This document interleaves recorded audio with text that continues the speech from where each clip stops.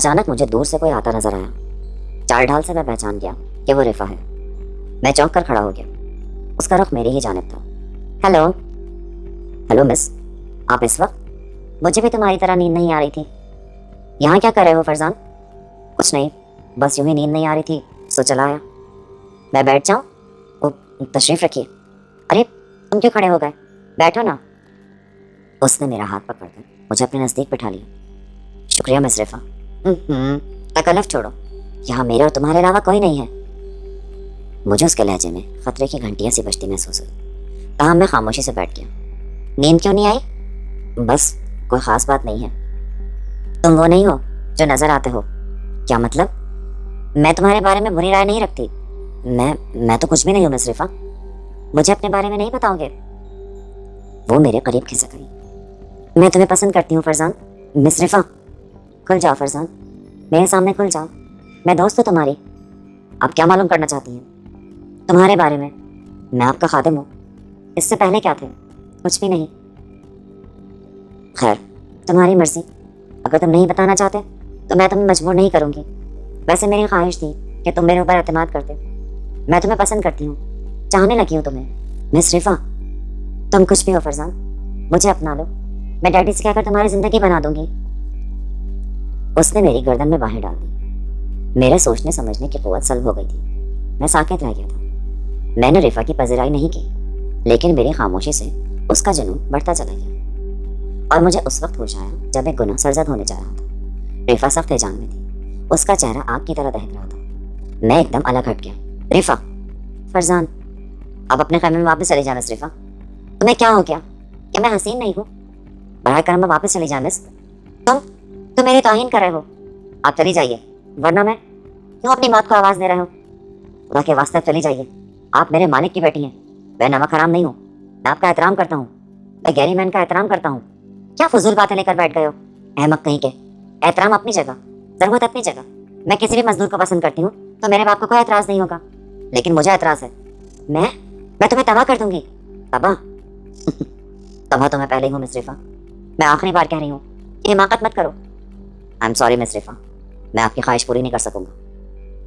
میں تمہیں آخری موقع دے رہی ہوں، میری محبت قبول کر لو، ورنہ میری نفرت کا شکار ہو جاؤ گے، کچھ بھی ہو جائے۔ میں نے فیصلہ کن لہجے میں کہا۔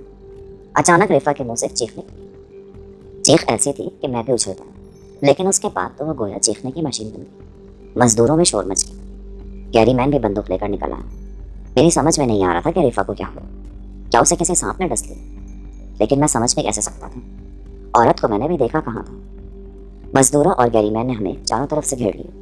میں حیران و پریشان کھڑا تھا، اور رفا لباس سے بے نیاز زمین پر پڑی تھی۔ ڈیڈی ڈیڈی بچاؤ مجھے اس بھیڑیے سے۔ تب گیری مین نے میری طرف دیکھا۔ کیا بات ہے؟ تب صورتحال میری سمجھ میں ہے، لیکن میں سنبھل نہیں سکا۔ رفا اتنی جلدی قدم اٹھائے گی مجھے گمان بھی نہ تھا۔ فرزان کیا ہے سب؟ میں بتاتی ہوں ڈیڈی، مجھے نیند نہیں آ رہی تھی، میں یوں ہی اپنے خیمے سے نکل آئی۔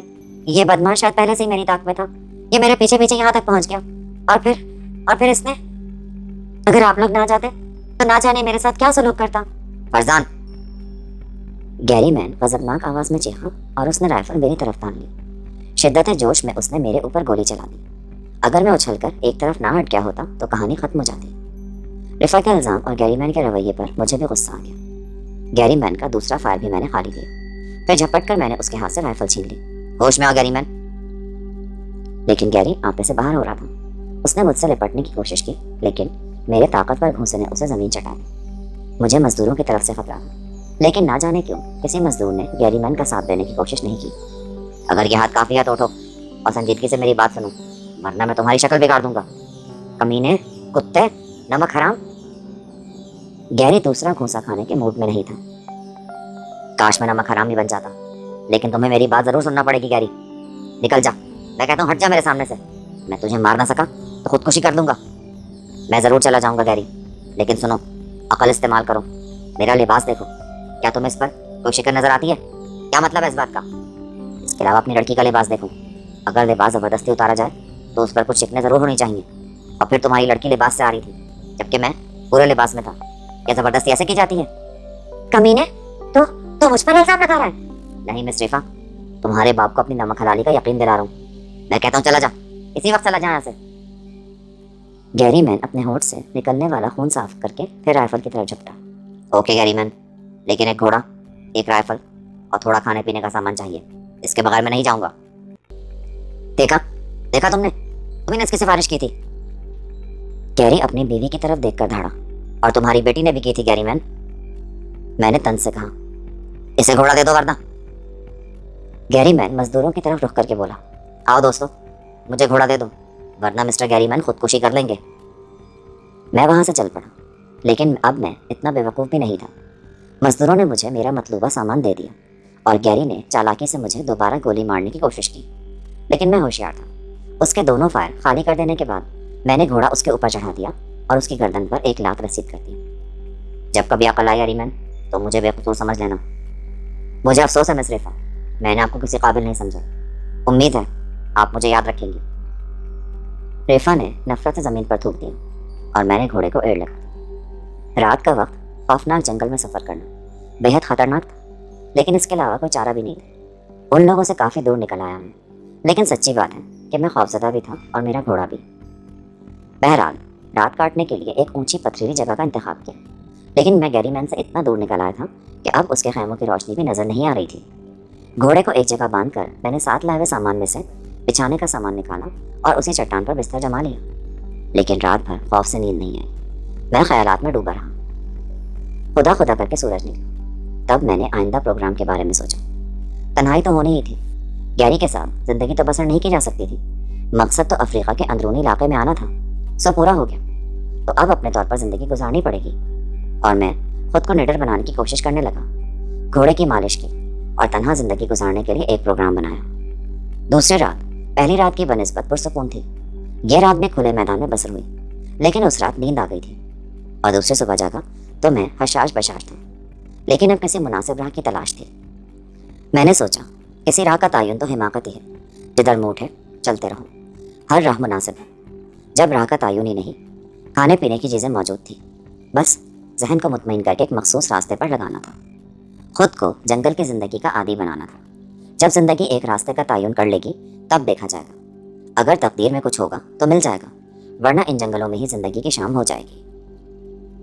یوں دن رات گزرتے رہے، میرے دل سے خوف ختم ہو گیا تھا۔ اب جنگل کی سیاہ راتیں مجھے خوفزدہ نہیں کرتی تھیں، اب درختوں کے مہیب سائے مجھے غول بیابانی محسوس نہیں ہوتے تھے، اب جنگلی درندوں کی آوازیں سن کر میرے دل کی دھڑکنیں تیز نہیں ہوتی تھیں، اب تیز چلنے والی ہواؤں کی پراسرار خرگوشیاں میری نیندیں نہیں اڑاتی تھیں۔ اب میں رات کو اپنے نزدیک آگ روشن کر کے آرام سے سو جاتا تھا۔ میرا گھوڑا مجھ سے زیادہ فاصلے پر نہ ہوتا، بہت ہوش مند جانور تھا، کئی بار اس نے مجھے خطرے سے آگاہ کیا۔ بہرحال اب میری زندگی ایک جنگلی انسان کی سی زندگی تھی، سفر کرتا رہتا، رات ہوتی تو آرام کرتا، دن میں چل پڑتا۔ آہستہ آہستہ میں انسانوں کی شکلیں بھولتا جا رہا تھا۔ میری بندوق میرے پاس تھی، کارتوسوں کی بھی کافی تعداد موجود تھی۔ اب تک میں نے صرف چند کارتوس استعمال کیے تھے گوشت کی ضرورت پوری کرنے کے لیے۔ ایک دفعہ ایک چیتے پر گولی چلائی، وہ زخمی ہو کر بھاگ گیا۔ بعد میں اس نے 3 راتوں تک میرا پیچھا کیا، لیکن میں نے اسے کامیاب نہیں ہونے دیا۔ بالآخر اس کے زخم نے میرا پیچھا نہ کرنے دیا اور میں دور نکل آیا۔ لیکن ایک رات جب میں آرام کرنے لیٹ گیا تھا، میرا گھوڑا آرام سے بیٹھا فضا میں کھر کھر کر رہا تھا۔ اچانک کہیں دور سے زلزلے کی سی کیفیت کا احساس ہوا، ایک عجیب سی آواز ابھری تھی۔ حساس جانور نے اس آواز کو محسوس کیا اور اچھل کر کھڑا ہو گیا۔ جس جگہ ہم لوگ قیام پذیر تھے وہ عام سی جگہ تھی، کسی حفاظت کا بندوبست نہیں تھا۔ میں اس آواز کی حقیقت جاننے کی کوشش کرنے لگا اور پھر اس آفت کا مقابلہ کرنے کی حفاظتی تدابیر کرنے لگا۔ سب سے پہلے میں نے اپنا سامان گھوڑے پر بار کیا اور تیار ہو گیا۔ زمین ہل رہی تھی، لیکن انداز زلزلے کا نہیں تھا۔ آواز بتدریج بڑھ رہی تھی اور میں آنکھیں پھاڑ پھاڑ کر چاروں طرف دیکھ رہا تھا، لیکن گھوڑا مجھ سے زیادہ حساس تھا۔ اس نے زور زور سے آوازیں نکالنا شروع کر دی اور میرے کندھے پر منہ رگڑنے لگا۔ تب میں نے بھی اس سیاہ سیلاب کو دیکھا جو سونڈیں اٹھائے ہوئے بے تحاشا دوڑ رہا تھا۔ ہاتھیوں کا خوفناک غول جو ایک طویل رقبے میں پھیلا ہوا تھا اسی طرف آ رہا تھا جدھر میں موجود تھا۔ یہ غول مجھے اسی طرح رونتا ہوا گزر جائے گا جیسے کبھی میرا وجود تھا ہی نہیں، صرف چند دھبوں کے علاوہ کچھ نہیں ملے گا۔ میرا گھوڑا سخت بے چین تھا اور اس کی بے چینی ہی سے ان کے بچاؤ کی ترکیب میرے ذہن میں آئی۔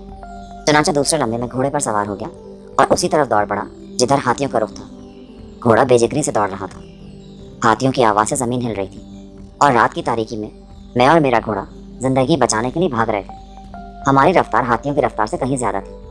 اس وقت صحیح معنوں میں گھوڑے کی خصوصی حساسیت کام آ رہی تھی، ورنہ رات کی تاریکی میں تو مجھے تھوڑے سے فاصلے کی چیز بھی نظر نہیں آ رہی تھی۔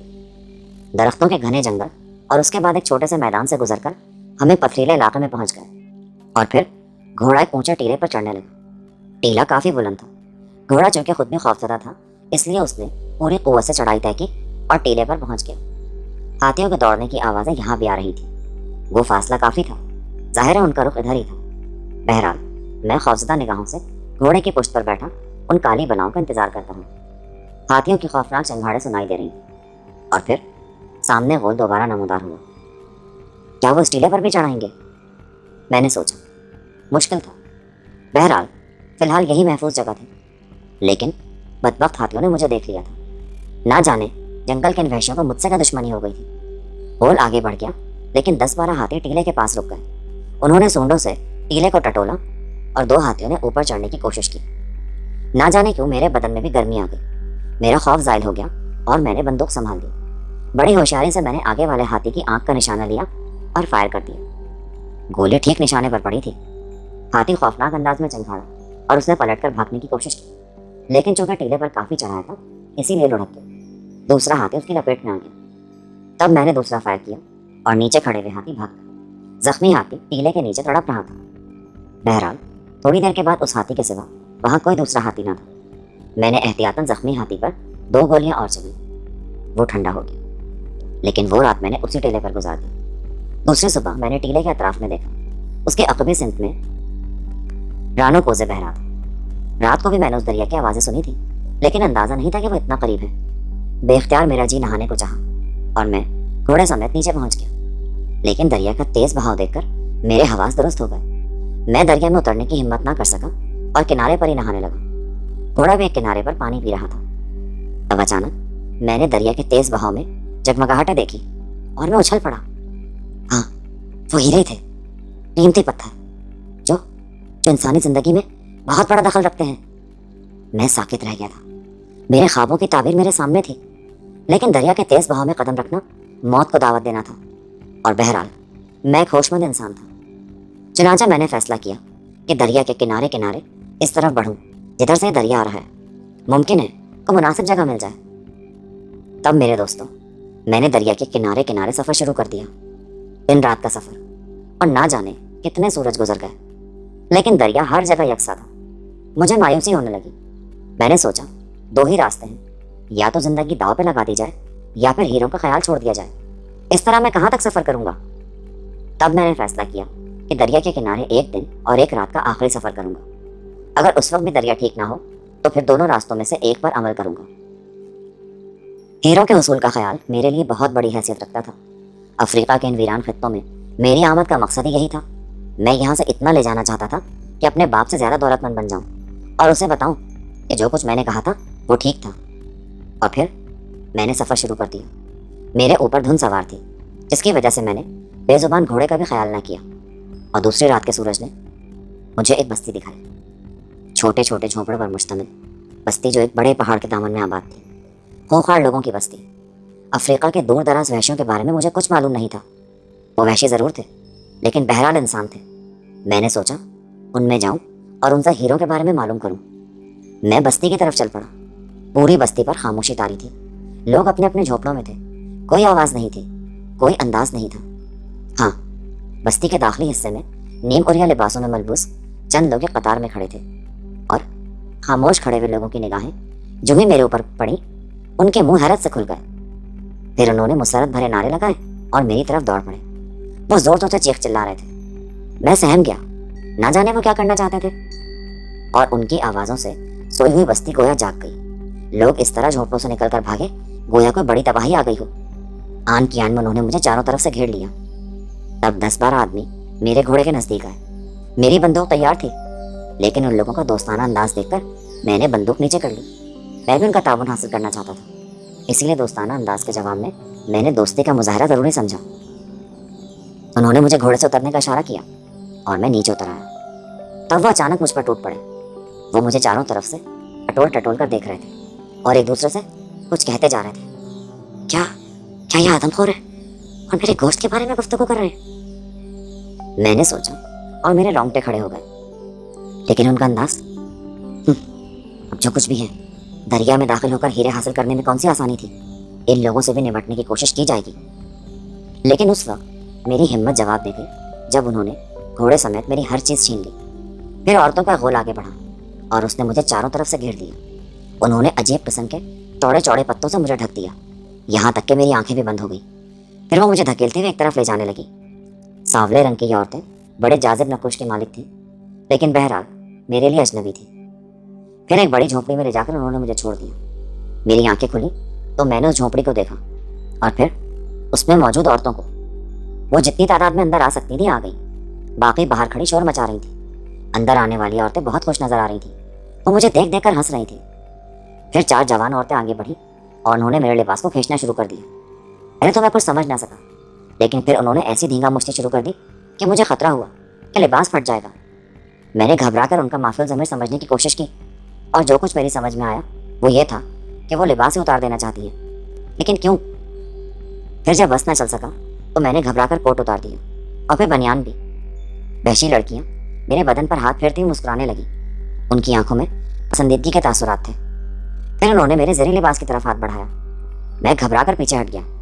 ना जाने ये अहमक औरतें क्या करना चाहती हैं, पर मेरी उनके आगे एक न चली और उन्होंने मुझे बरहना कर दिया। मुझे सख्त शर्म आ रही थी।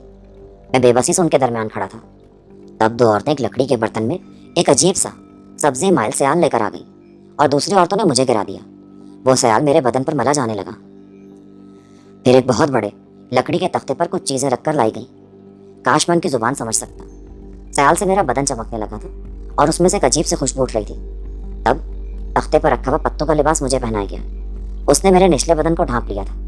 मैं किसी कदर मुतमईन हुआ, लेकिन मेरी कुछ समझ नहीं आ रहा था कि यह सब क्या है। उसके बाद उन्होंने मेरे बदन पर रंगीन मिट्टी से लकीरें बनानी शुरू कर दी और मैं अच्छा खासा कार्टून बन गया। फिर मेरे सर पर एक ताज पहनाया गया और उसके बाद मेरी आंखें फैल गईं। उन्होंने मुझे रंगीन पत्थरों का एक हार पहनाया था। हाँ दोस्तों, वो हार, सिर्फ वही एक हार अगर मुझे मिल जाता ना तो मैं मुहज़्ज़िब दुनिया का एक मालदार तरीन इंसान होता। उसे देखकर मैं सारी तकलीफ भूल गया और टटोल टटोल कर उन हीरों की मालियत का अंदाज़ा लगाने लगा। तब शायद ऐलान किया गया कि मैं तैयार हो गया हूँ और बहुत सी औरतों ने फिर अंदर आने की कोशिश की, लेकिन मुझे खुद ही बाहर निकाल दिया गया और शोर मचाने वालियाँ एकदम खामोश हो गई। उन औरतों की निगाहों में एक पसंदीदगी आमेज़ हैरत थी। उनकी आंखों में रश्क के जज्बात थे। वो मुझे अनोखी निगाहों से देख रही थी। फिर वो आपस में सरगोशियाँ करने लगी। तब कहीं दूर से एक नरसिंगा बजने की आवाज़ आई और लड़कियां और औरतें उछल पड़ी। उन्होंने जुलूस की शक्ल बनाई और मुझे लेकर एक तरफ चल पड़ी। इलाही, ये लोग क्या करना चाहते हैं? क्या मकसद है इनका? मुझे सजाए बनाए वो लोग बस्ती से दूर निकल गए। तब मेरे सामने स्याह रंग का एक पहाड़ आ गया जिसके दहाने से धुआं निकल रहा था। आतिशफशा, मैंने खौफ से सोचा। अपलोड्स के नोटिफिकेशन हासिल करने के लिए हमारे चैनल को सब्सक्राइब करें और साथ में दिए गए घंटे के निशान को दबाना ना भूलें।